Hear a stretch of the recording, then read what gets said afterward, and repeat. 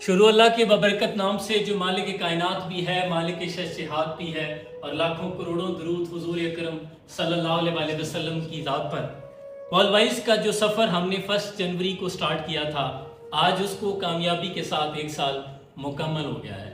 आज मेरे वो अशार जो मैं अक्सर पढ़ता हूँ, बारे दिगर आपकी नज़र गदा को बादशाह कर दे या बादशाहों को गदा कर दे।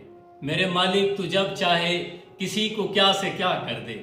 कभी कुआं, कभी मंडी, कभी फिर कैद में यूसुफ, कभी एक मिस्र का कैदी मिस्र का बादशाह कर दे। और मेरे अल्लाह की रहमत और नवाजिश देखिए शामी कि मूसा लेने जाएं आग और पैगम्बरी अता कर दे।